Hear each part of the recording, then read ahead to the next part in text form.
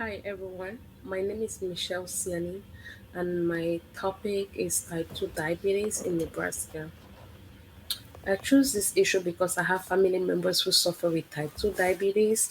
In addition, the prevalence of type 2 diabetes is on the rise in Nebraska, and I wanted to have a better insight on the issue. Also, my maternal grandfather passed at the age of 59 due to type 2 diabetes, and all of his children have diabetes, and my mom is one of them. So, this really encouraged me to use this as my issue to have more idea and resources on how to bring awareness to everyone. Also, Nebraska ranks second in the country for the highest rate increase on diabetes over incorporated in my issue. I would say an educated citizen is competent practitioner and engaged citizen who responds productively to the complex dynamics of the world, utilizing a diversity of disciplines and perspective. To start with, I'll start with effective communicator goal one. So this goal was my teaching plan at Together Omaha during my clinical. So the goal was to help bring awareness on health promotion and reinforce knowledge to the patient. So yeah, we had to work one on one with individual and teach them. Before doing it, I had to assess my individual to know if he was ready for the teaching, because if he's not ready for the teaching, anything I say, he's not going to be there. But the good thing is that the individual was very ready, and I asked him what's the best form of learning, and my individual mentioned that he's more like he understand more when things are reading down. So I had to simplify all the information and put it together in the Bronco, and I gave it to my individual. With this learning, the experience taught me that to be a successful and efficient communicator, I must be creative and flexible. Again, be flexible because everyone have different ways or styles of communication. I always have to assess and see what works best for each individual. To tie it back to my issue is that I can use this learned communication skills in the issue of type 2 diabetes in Nebraska by incorporating creative learning styles to the awareness of type 2 diabetes. Also, YMCA, we always have to teach people and see how to communicate. Um, African American, Hispanic, and the rise of they are the rise of type 2 diabetes. So, and they usually have language barriers, so it's always good to assess it. Effective communicator to experiences doing a sign language course. I learned how to communicate in a new way. Years later, I encountered a woman that I helped because of sign language. So I was at Walmart, and this woman was standing in front of me ready to check out, but she took a long time. So I started being worried. So I decided to pay attention to what is happening, and I realized that the woman spoke only with sign language, and the cashier was not able to understand what the woman was saying. So I stepped in and helped the woman because I took my sign language and I knew the basics of everything. So with this learning, I had to listen without hearing, which got me out of my comfort zone. This gave me the confidence to know that I can bridge communication barriers and help people that communicate differently feel heard again. Everyone is different. People do not communicate the way you do, and people have different languages on how to communicate. So it's always good to understand and see what works best for people, and in need of an interpreter, it's always good to have one, especially for people who have English language barriers. To tie back my issue is that when bringing awareness to the issue of diabetes, I need to consider those who communicate differently and think of ways to eliminate communication barriers. Again, African American, Hispanic, Latino, or American Indian descent, they have it higher rates of developing type 2 diabetes. So it's always good to have like interpreters, because most this population they mostly have language barriers, English language barriers. Reflective individual one. This experience was during my critical reasoning and rhetoric course. This was also one of the classes I took Methodist College. I was required to write papers that were challenging to me because it required a different style of writing than what I was used to. So being fresh from high school and writing papers in college is a little bit different. It has different pattern, different style, and different requirement. So I decided to meet with my advisor, and doing so, it gave me the confidence and paved the way of my success in writing because my advisor explained everything to me and how to do it. This experience gave me understanding that my writing skills are not a reflection of my writing background. I learned that it's important for critical thinking to be able to fully seek for help. Again, to be successful in life, you have to be able to voice out when you need help. The tie back to my issue is that to decrease the prevalence of diabetes, I will need to seek for help and realize that working as a team with others is best and it always has positive outcomes. Whatever you do, when it's teamwork, it has better outcomes. Reflective individual go to my experience is that where I was volunteering. Why? Because I didn't work during nursing school because it didn't match my schedule. It was a little bit challenging to manage school, work, social life, and as a mom, it's just really difficult. So I had to stop working, focus more on my classes. Yet during the weekend, I will volunteer to places. So I was volunteering and it was required that everyone to take a COVID-19 booster. I decided not to get a booster because of how I felt when I took the actual vaccine. So the actual vaccine it had side effects, so that's tiredness, headache, and all that.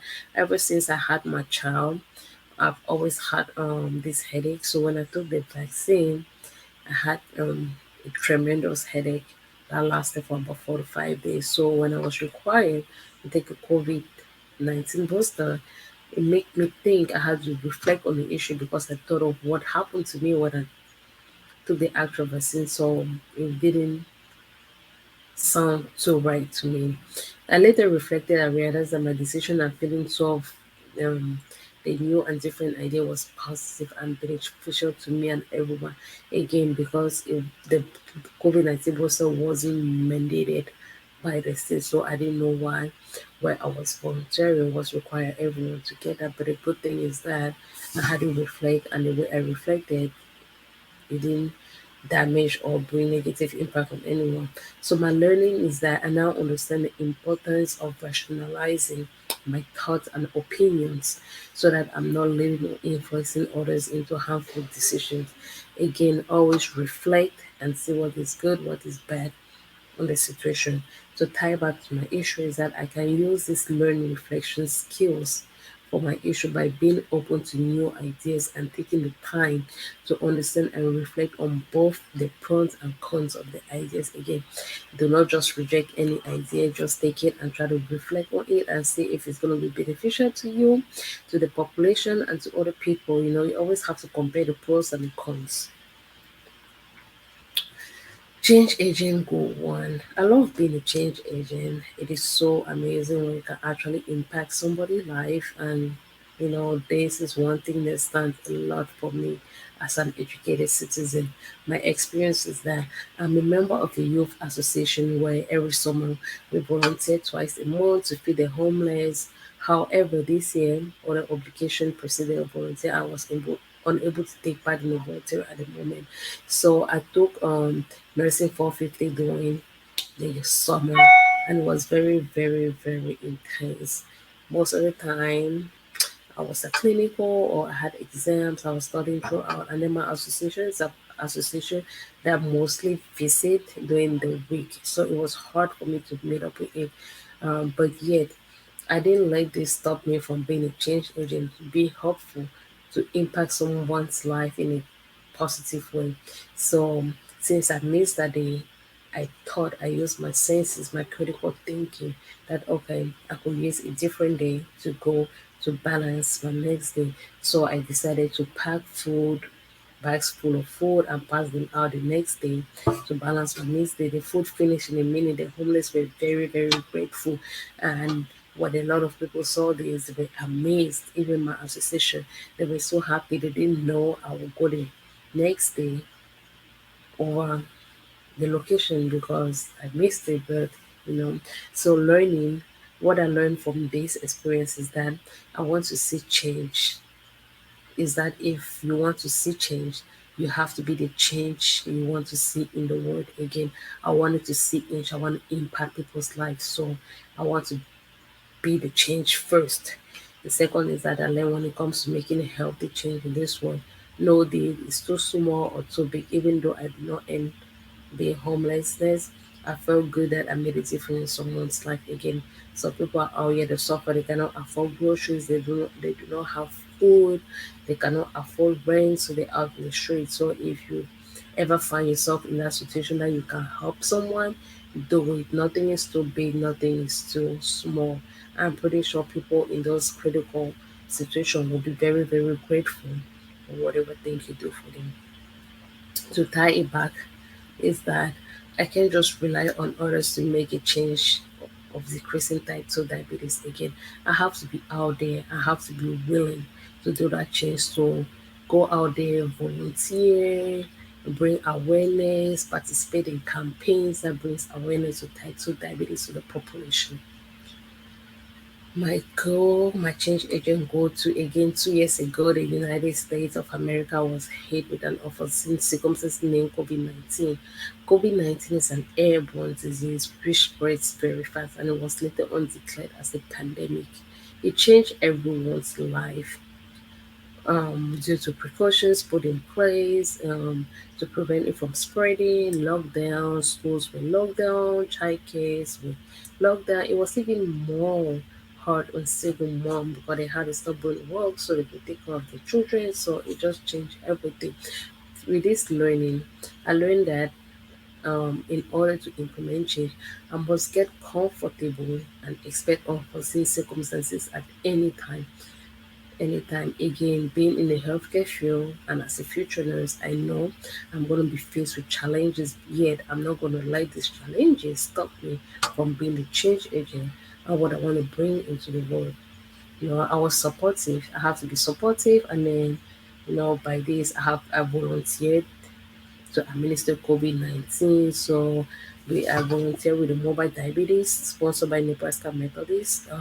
So we went to different population, we administered COVID-19 to vulnerable population. Doing this, it was very, very impactful to me. I was happy that administering by this vulnerable population is going to save their life. They can live longer. So you bring in making a change in your life. Um, to tie back with my issues that having the confidence to speak out and professional advocate for type 2 diabetes patient with proper advocating, the bringing awareness to the issue of diabetes can help decrease the prevalence. So go out there, involve yourself in campaigns, volunteer, volunteer to do screenings. The Nebraska Mobile Diabetes will always need volunteers to like screen all these people and help them early detection of type 2 diabetes. And this is what I do. I volunteer. I love volunteering. And then to conclude, is that I realize how much I have grown as an educated citizen. This growth helped has prepared me to be a competent advocate for myself and others in the community. It has shaped me to critically think and reflect about issues in the community, such as type 2 diabetes, and it has caused me to strive for change. I also learned about different resources fighting to minimize the prevalence of type 2 diabetes in Nebraska. The CDC and the ADA, which stands for American Diabetes Association, these are great resources. They are out here working so hard, funding to stop type 2 diabetes. And then I have my references over here. Thank you.